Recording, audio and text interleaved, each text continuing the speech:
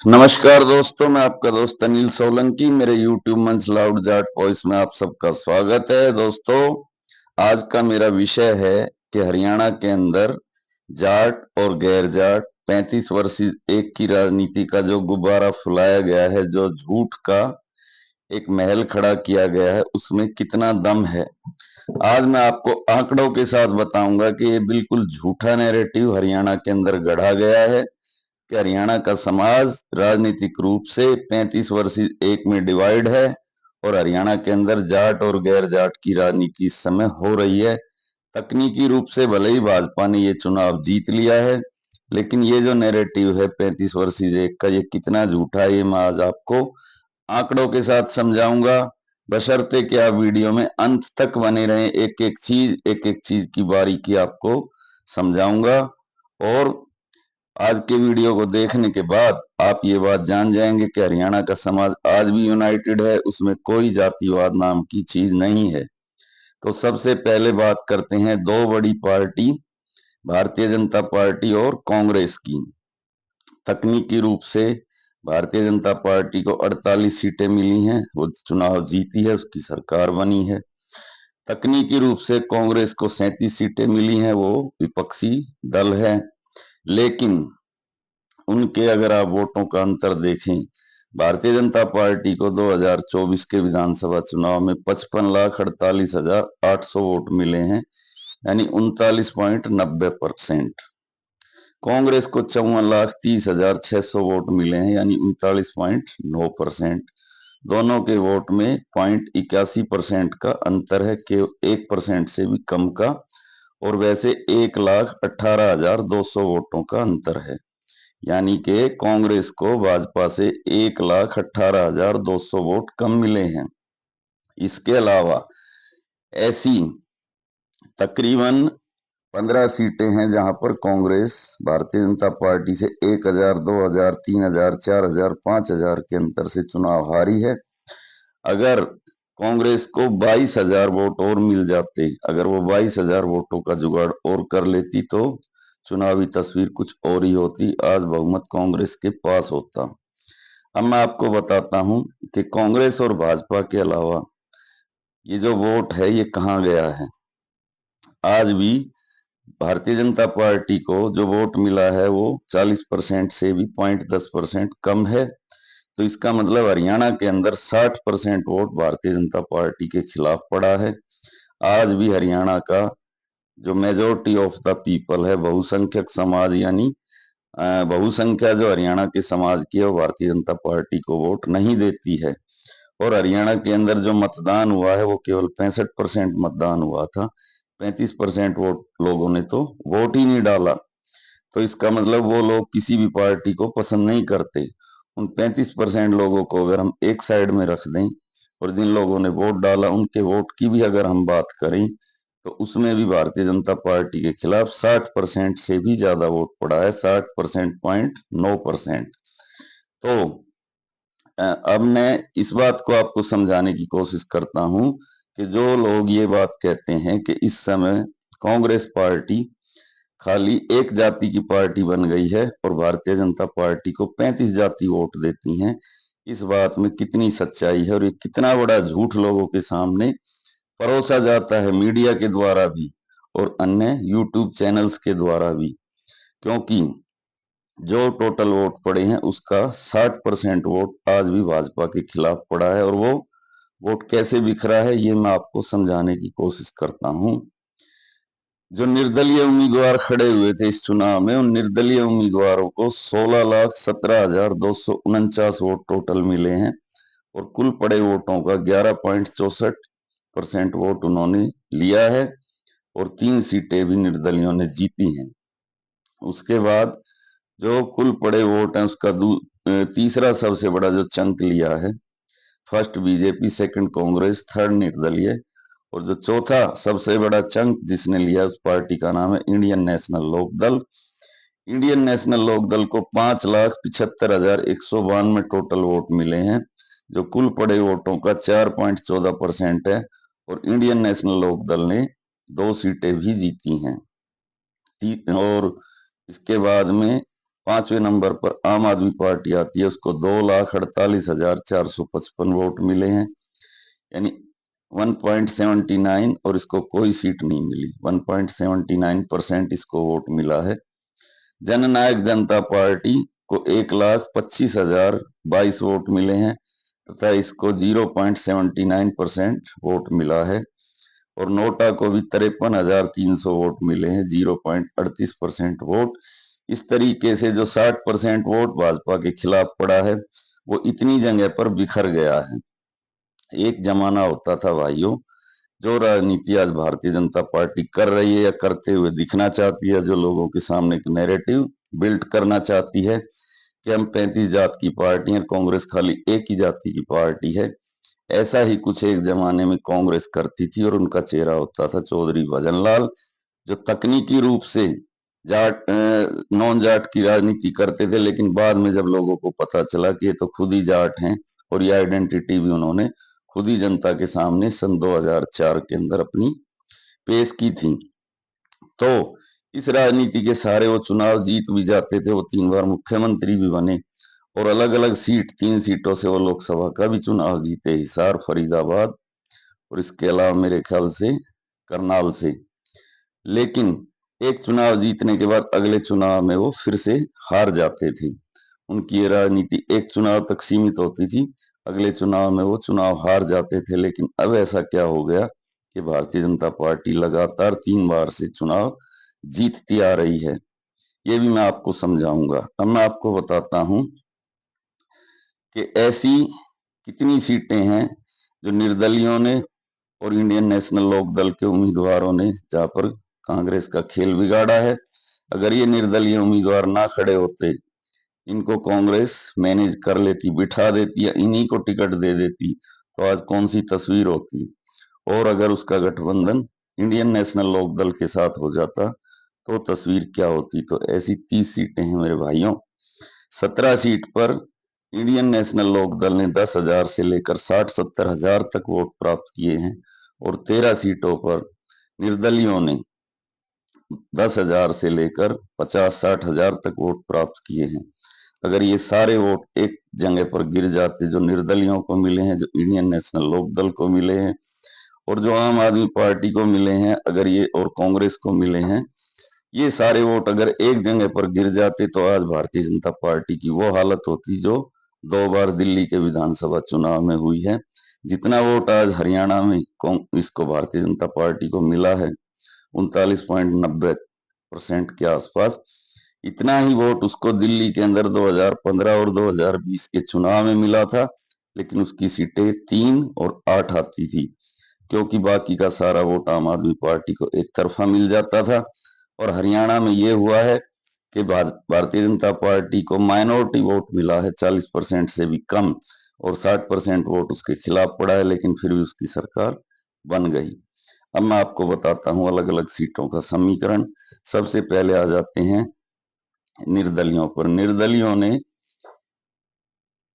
13 सीटों पर बहुत अच्छा प्रदर्शन किया है। वो 13 सीटें कौन सी हैं? 3 सीट तो निर्दलीय जीत गए हैं, इसके अलावा 10 सीट और ऐसी हैं जहां पर निर्दलीय जीते नहीं है, लेकिन उनको बहुत अच्छा वोट मिला है। और इनमें से तकरीबन जो निर्दलीय हैं वो कांग्रेस के ही बागी हैं। अगर चौधरी भूपेंद्र सिंह हुड्डा उनको मैनेज कर लेते, उनको मना लेते, चुनाव में उनको बिठा देते या उन्हीं को टिकट दे देते, तो आज कांग्रेस की तस्वीर ही कुछ और होती। सबसे पहले जो निर्दलीय है देवेंद्र कादियान, ये 77,248 वोट लेकर गन्नौर से जीते हैं, और ये कांग्रेस के ही बागी थे।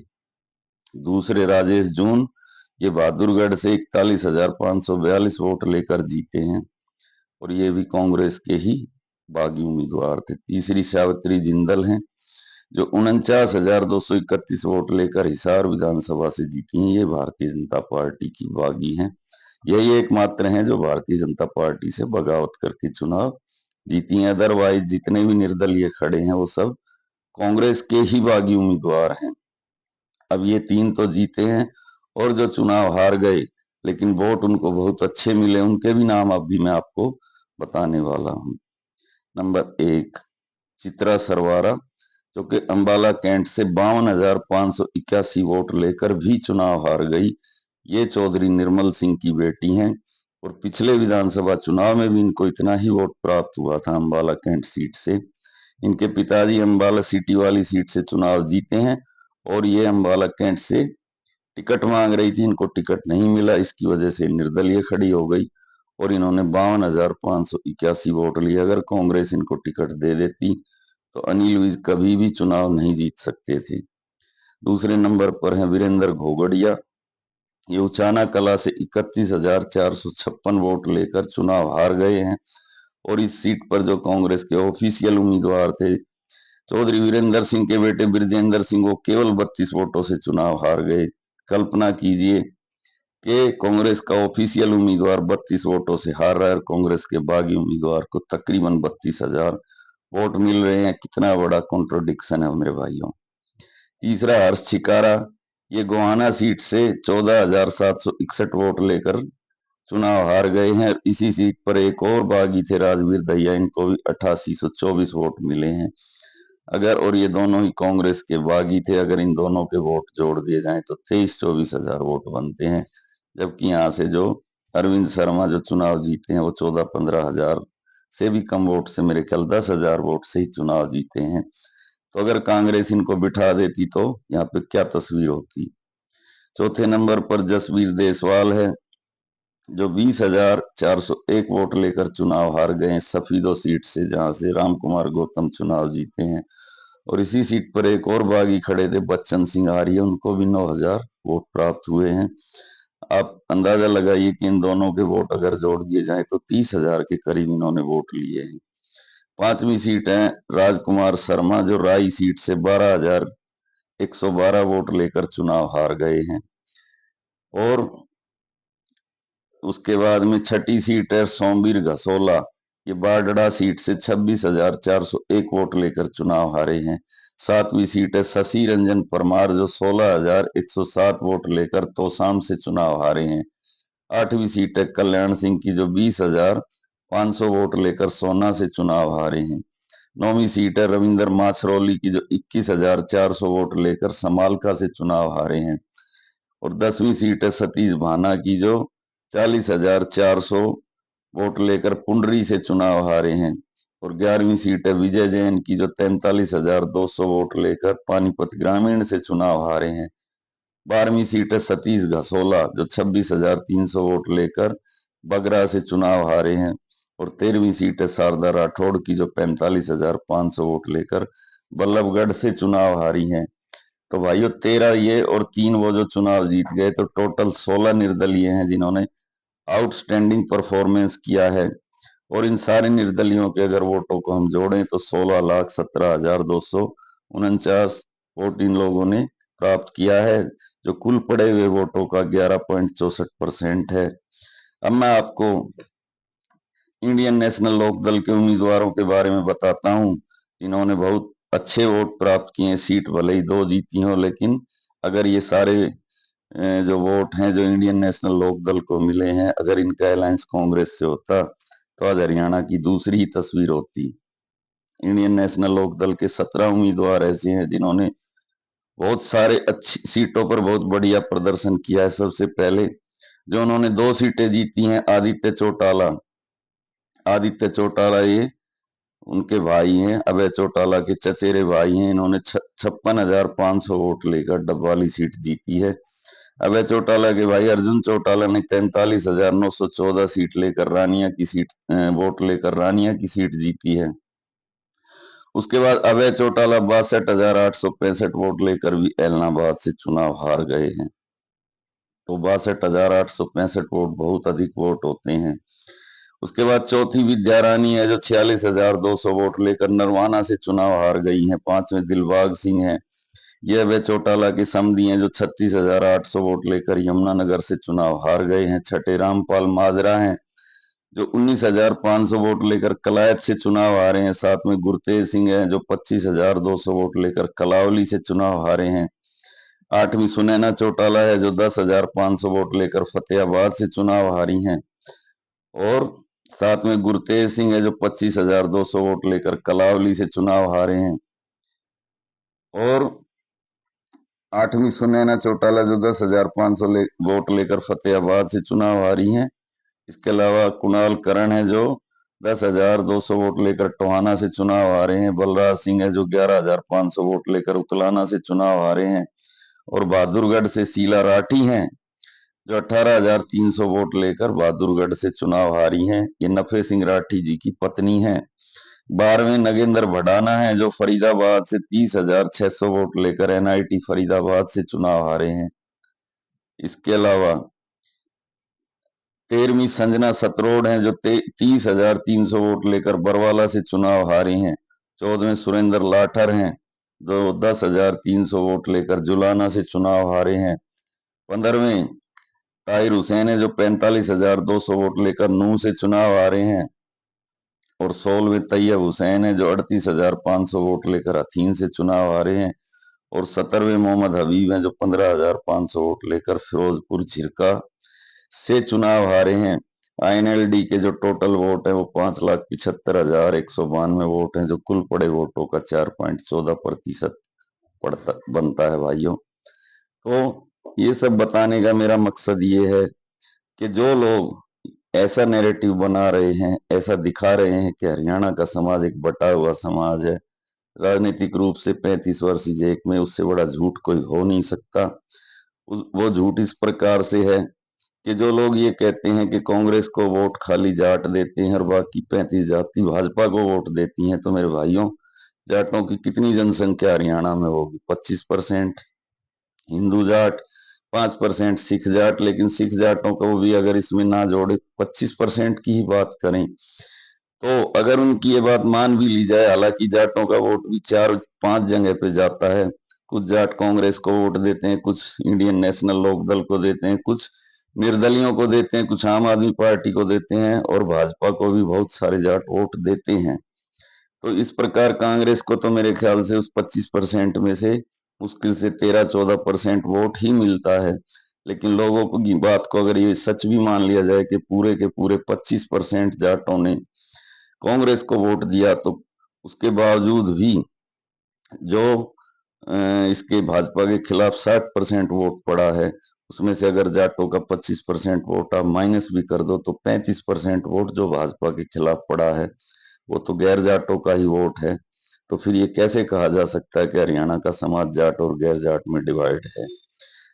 मैं एक बात कहना चाहता हूं जो बहुत ही तकनीकी बात है, जिसको सुन के कुछ लोगों को अच्छा भी नहीं लगेगा। अभी अभी जिस बात का मैंने जिक्र किया कि हरियाणा में जाट गैर जाट की जब राजनीति कांग्रेस करती थी, भजन लाल उनका चेहरा होता था, तो एक चुनाव में ये राजनीति चलती थी, अगले में फेल हो जाती थी, क्योंकि उस समय विपक्ष के पास बहुत ही मजबूत नेता होते थे जिनका नाम था चौधरी देवीलाल, और उनकी विरासत को बाद में चौधरी ओम प्रकाश चौटाला ने संभाला और 3-3 बार पूर्ण बहुमत की सरकार बनाई।